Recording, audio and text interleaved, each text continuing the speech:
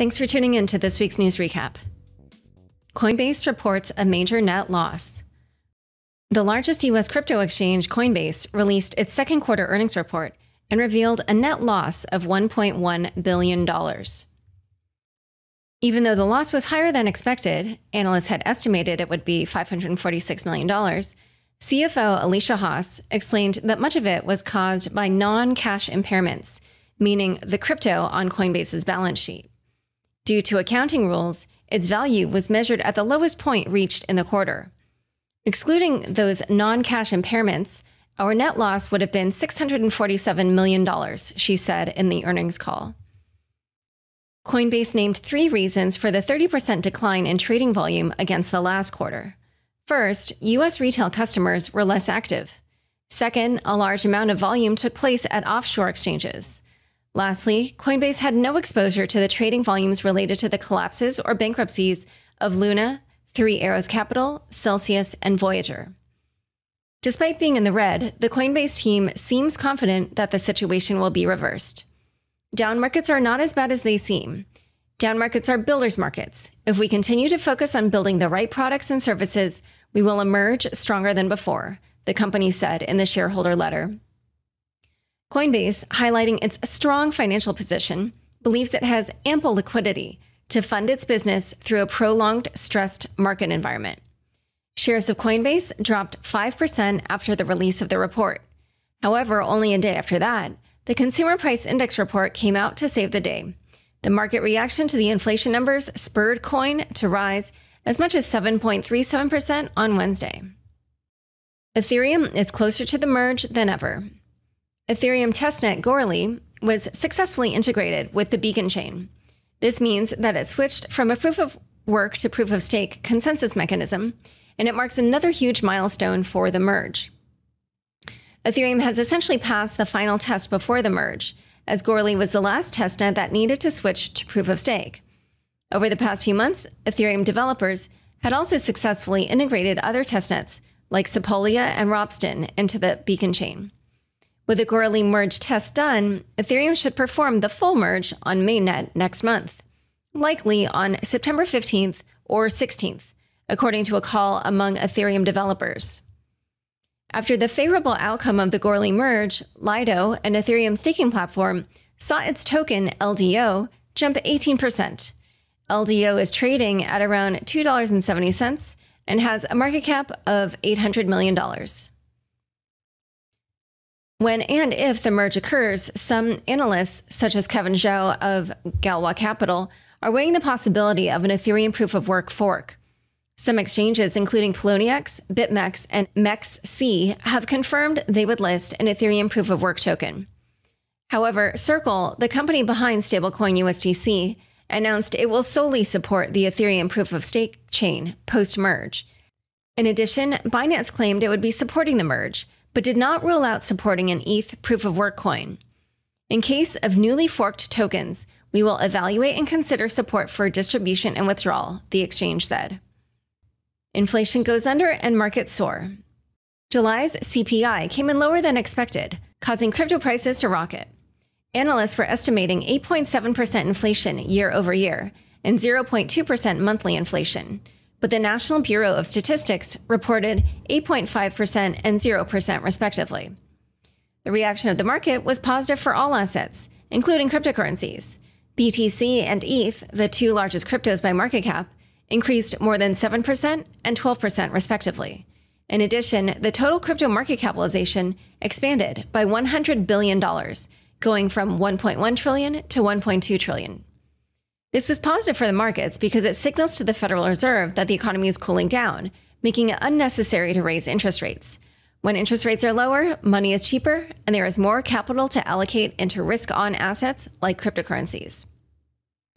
However, there is no consensus among investors on whether inflation has peaked or whether the Fed will slow down quantitative tightening.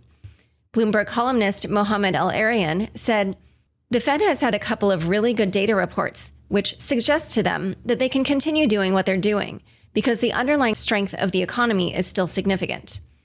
Still, there are others who are more positive. With CPI confirmed to have peaked, Fed pivot is next. Additionally, for ETH, Goerli merge is later tonight, and mainnet date will be set tomorrow. The stage is set for a move to roughly 2K region by end of week, wrote Hal Press, founder of North Rock Digital. BlackRock offers direct Bitcoin exposure. Investment manager BlackRock launched a private trust that will be focused solely on Bitcoin. The trust will be offered to institutional clients in the United States and is the first product provided by BlackRock that gives direct exposure to Bitcoin. Despite the steep downturn in the digital asset market, we are still seeing substantial interest from some institutional clients in how to efficiently and cost-effectively access these assets using our technology and product capabilities, wrote the company on its website. Last week, Coinbase announced a partnership with BlackRock to offer crypto investments to its institutional clients through Coinbase Prime. BlackRock is the world's largest asset manager with $10 trillion in assets under management. These two moves show the company's interest in the sector and also hint that institutions may finally be coming. Could MakerDAO dump its USDC? Maker co-founder Rune Christensen proposed that MakerDAO sell its USDC reserves, which would cause the stablecoin DAI to depeg from the US dollar. He floated this idea on the DAO's Discord channel due to the sanctions imposed by the US Treasury on Tornado Cash. The sanctions prompted Circle to freeze USDC in the blacklisted wallets. The sanctions are a lot more serious than I first thought, he said. At the moment, DAI is backed 60% by USDC, according to DAIstats.com. If the DAO decided to abandon USDC, it is most likely that DAI will lose its peg with the dollar. The idea received harsh criticisms from industry leaders. Ethereum creator Vitalik Buterin considers it a risky and terrible idea, as he worries about the systemic risks that a major drawdown in ETH prices could cause. Robert Leshner, founder of Compound Finance, was not keen on the proposition either. Converting DAI into a price-elastic asset will ruin it, full stop, he tweeted. Progressive senators ask OCC to rescind rules allowing banks to engage with crypto. A group of Democratic senators, including Elizabeth Warren and Bernie Sanders, wrote an open letter to the Office of the Comptroller of the Currency, requesting more restrictions on banks engaging with crypto. In light of recent turmoil in the crypto market, we are concerned that the OCC's actions on crypto may have exposed the banking system to unnecessary risk, and ask that you withdraw existing interpretive letters that have permitted banks to engage in certain crypto-related activities. The senators pointed out that in light of the Terra Luna collapse and the bankruptcies of Celsius and Voyager, it is clear that stronger protections are necessary to mitigate crypto's risks to the financial system and consumers. In other regulation news, the Securities and Exchange Commission and Commodities Futures Trading Commission made a joint proposal to require hedge funds to disclose cryptocurrency exposure. This will help protect investors and maintain fair, orderly, and efficient markets, said SEC Chairman Gary Gensler. On a related note, the United Nations Development Arm also warned developing countries against crypto. It recommended introducing regulations on crypto usage due to the risks of tax collection, monetary policy, and financial stability. DeFi protocol Curve gets hacked. Curve, a decentralized exchange for stablecoins, suffered an attack worth more than $500,000. The exploit was quite simple. The domain name service, DNS, which basically translates a domain like UnchainedPodcast.com to an IP address, got hijacked. The hacker's strategy was to modify the IP address translated by the DNS for curve.fi. Within an hour, Curve announced that it had been able to revert the issue and recommended users revoke all contracts approved on Curve in the previous hours. After establishing that no one is safe from front-end attacks, the Curve team suggested that moving to Ethereum name service, the crypto equivalent of DNS, might be a good solution to this problem. Time for fun bits.